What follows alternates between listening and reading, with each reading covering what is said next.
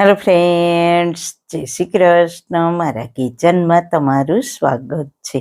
આજે આપણે ગુંદાને ભરવાની ઝંઝટ વગર મેથિયા ગુંદાનું અથાણું જોઈશું, અને એ પણ એકદમ ટ્રેડિશનલ રીતે અને આખું વરસ સારું રહે તે રીતના બનાવીશું, જેમાં ગુંદાની સાથે કેરી, મસાલા અને તેલનું પરફેક્ટ માપ સાથે બનાવીશું. તો ચલો મારી સાથે મેથિયા ગુંદાનું અથાણું એકદમ સહેલી રીતે બનાવવાનું સ્ટાર્ટ કરીએ. સૌથી પહેલા ટ્રેડિશનલ રીતે મેથિયા ગુંદાનું અથાણું બનાવવા માટે મેં અહીંયા 1 કિલો ગુંદા લીધા છે. ગુંદાનું અથાણું બનાવવા માટે ગુંદા આવા ફ્રેશ, લીલા અને મીડિયમ સાઇઝના હોય તેવા ગુંદાની પસંદગી કરવી. અથાણું બનાવવા માટે આપણે મોટી સાઇઝના એટલે કે કણે ચડી ગયેલા કે નાના ગુંદાની પસંદગી નથી કરવાની. હવે આપણે ગુંદામાં રહેલો ઠળિયાનો ભાગ અને વચ્ચેની ચીકાશનો ભાગ કાઢવા માટે ગુંદાને ઉપરના ભાગને આ રીતના આગળ ગોઠવીએ અને પછી દસ્તાથી તેની ઉપર સહેજ પ્રેસ કરીએ, એટલે તમે જોઈ શકો છો ગુંદુ સહેલાઈથી અડધા ભાગમાં તૂટી ગયું છે. હવે આપણે પહેલા આપણી આંગળીઓને મીઠાવાળી કરી લેવાની, એટલે ચીકાશ આપણી આંગળીમાં ના ચોટે.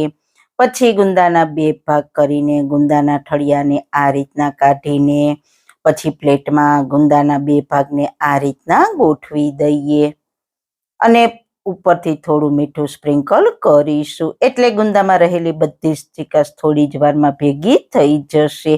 તો આ રીતના બધા જ ગુંદાને ભાંગતા જઈએ અને ઠળિયા કાઢતા જઈએ. ગુંદાના 2 ભાગ કરીને ગુંદાને પ્લેટમાં ગોઠવતા જઈએ અને મીઠું ઉપરથી સ્પ્રિંકલ કરતા જઈએ. જો આપણે આખા ગુંદા ભરીએ એટલે જમવા ટાઈમે આખું ગુંદું ખવાતું નથી અને ગુંદાનો બગાડ થાય છે. આ રીતના 2 ભાગ કરીને અથાણું બનાવીએ તો જેટલું ખાવું હોય તેટલા ગુંદા આપણે લઈ શકીએ છીએ. તો બધા જ ગુંદા ભાંગીને મેં પ્લેટમાં ગોઠવી દીધા છે. હવે તેને આમને આમ જ થોડી વાર મસાલો તૈયાર કરી લઈએ, ત્યાં સુધી રહેવા દઈએ, એટલે ગુંદામાંથી બધી જ ચીકાશ નીકળી જશે. ત્યાં સુધીમાં આપણે ફટાફટ ગુંદાનો સંભાર મસાલો કે અચાર મસાલો તૈયાર કરી લઈએ. તો તેના માટે મેં વજનમાં 100 ગ્રામ મેથીના કુરિયા લીધા છે. આ મેથીના કુરિયાને મેં મિક્સર જારમાં અધકચરા પીસી લીધા છે. તેને બાઉલમાં આ રીતના ગોઠવી દઈએ.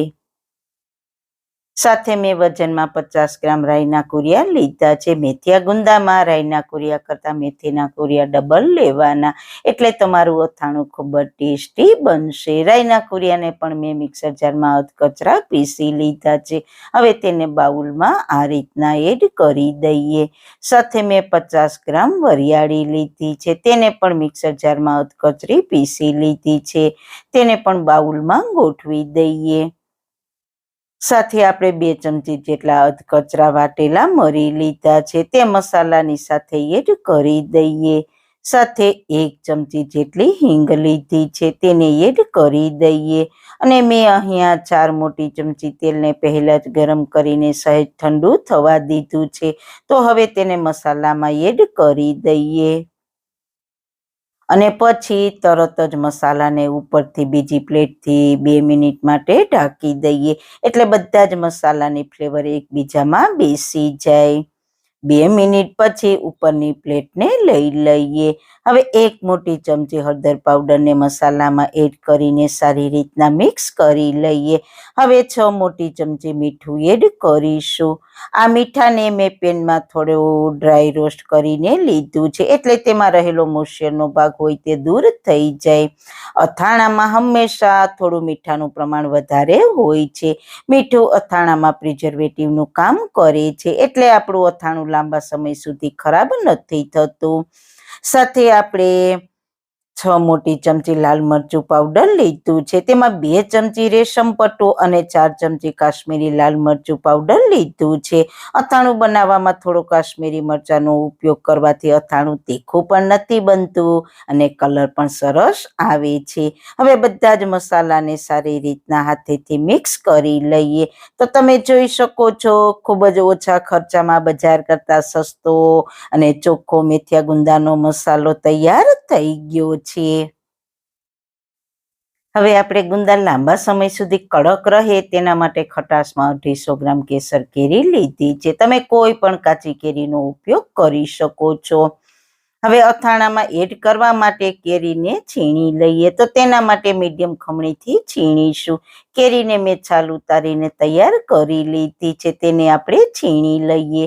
હવે છીણેલી કેરીમાં અડધી ચમચી હળદર પાવડર ને 1 ચમચી મીઠું એડ કરીને સારી રીતના મિક્સ કરી લઈએ. તમે જોઈ શકો છો મીઠું અને હળદર એકદમ સારી રીતના મિક્સ થઈ ગયું છે. હવે તેને ઢાંકીને 10 મિનિટ રાખી દઈએ, જેથી કરીને કેરીમાં રહેલું બધું જ પાણી છૂટી જાય. 10 મિનિટ પછી જોઈએ તો કેરીના છીણમાંથી પાણી છૂટું પડી ગયું છે. તો હવે બંને હાથની મદદથી કેરીના છીણને આ રીતના પ્રેસ કરીશું, એટલે કેરીમાં રહેલું બધું જ પાણી સારી રીતના નીકળી જાય. આ સ્ટેપ ખૂબ જ ઇમ્પોર્ટન્ટ છે.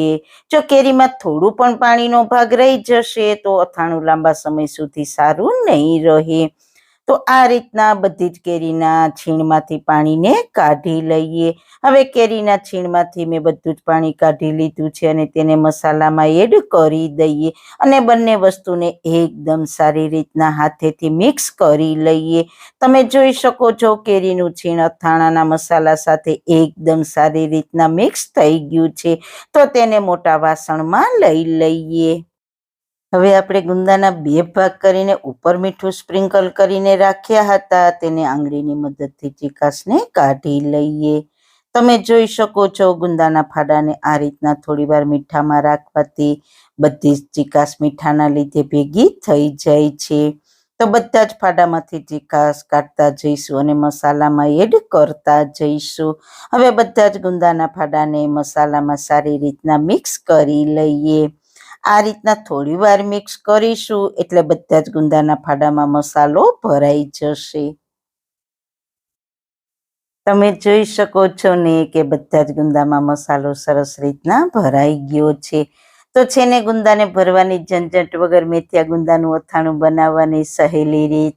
હવે આ બધા જ ગુંદાના ફાડામાં મસાલો મિક્સ થયા પછી તેને આ રીતના પ્રેસ કરી દઈએ અને હવે ગુંદાને ઢાંકીને 7 થી 8 કલાક રહેવા દઈએ, જેથી કરીને મસાલાની બધી જ ફ્લેવર ગુંદામાં બેસી જાય. 8 કલાક પછી જોઈએ તો અથાણામાં મસાલાની સુગંધ ગુંદામાં બેસી ગઈ છે. હવે મસાલાવાળા ગુંદાને આપણે કાચની બરણીમાં ભરવાના છે. કાચની બરણીને મેં ધોઈને સારી રીતના કોટનના કપડાથી કોરી કરીને 1 દિવસ તડકે તપાવીને પછી તેમાં અથાણું ભરું છું. કાચની બરણીમાં આપણે આ રીતને અથાણાને પ્રેસ કરતા જવાનું અને ભરતા જવાનું છે, જેથી કરીને બરણીમાં જરા પણ હવાનો ભાગ ના રહે. બધું જ અથાણું ભરાઈ ગયા પછી તેને પણ સારી રીતના પ્રેસ કરી દઈએ. હવે મેં અહીંયા 400 ગ્રામ તેલને ગરમ કરીને એકદમ સારી રીતના ઠંડુ કરી લીધું છે. અથાણામાં હંમેશા તેલને ઠંડુ કરીને જ એડ કરવાનું અને ફ્રેશ તેલનો જ ઉપયોગ કરવાનો. દાજિયા તેલનો ઉપયોગ ક્યારેય ના કરવો. તો બરણીમાં પ્રેસ કરેલા ગુંદાના અથાણા પર આ રીતના તેલને એડ કરીએ તો તમે જોઈ શકો છો કે તેલ બરણીમાં નીચે સુધી જાય છે. હવે ચમચીની મદદથી અથાણાને પ્રેસ કરતા જઈશું અને તેલ એડ કરતા જઈશું, જેથી કરીને બધું તેલ અથાણામાં સારી રીતના મિક્સ થઈ જાય. આ સ્ટેપ ખૂબ જ ઇમ્પોર્ટન્ટ છે. જો તમારા અથાણામાં તેલ બરાબર મિક્સ નહીં થાય તો તમારું અથાણું લાંબા સમય સુધી સારું નહીં રહે. બધું જ તેલ એડ થયા પછી ઉપરથી હજુ થોડું તેલ બરણીમાં એડ કરી દઈએ. અથાણાની ઉપર તેલ એડ કરવું આ રીતના તે ખૂબ જ જરૂરી છે. તેલના લીધે ક્યારેય પણ અથાણામાં ફૂગ નહીં બને અને લાંબા સમય સુધી બગડશે પણ નહીં. હવે બરણીનું ઢાંકણ બંધ કરી દઈએ તો એકદમ ટ્રેડિશનલ સ્ટાઇલ અને પરફેક્ટ માપ સાથે મેથીયા ગુંદાનું અથાણું તૈયાર થઈ ગયું છે. આ અથાણું 2 થી 3 દિવસમાં ખાવા માટે તૈયાર થઈ જશે. તો ખૂબ જ સહેલી રીતથી આખા વર્ષ માટે તૈયાર થયેલા આ ગુંદાના અથાણાની જરૂર એકવાર ટ્રાય કરજો. સારું ખાવ, ખુશ રહો. આવી સરસ રેસીપી જોવા માટે તમારો ખૂબ ખૂબ આભાર.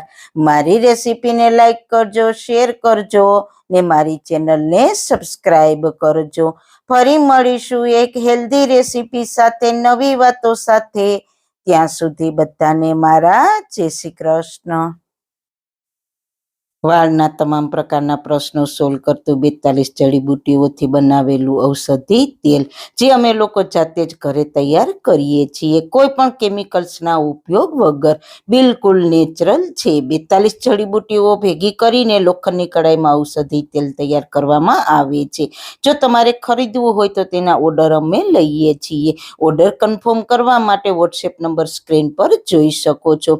જો તમારે આ તેલનો પૂરો વિડીયો જોવો હોય તો તમને આ ચેનલ પર મળી જશે અને ડિસ્ક્રિપ્શન બોક્સમાં લિંક પણ મૂકેલી છે.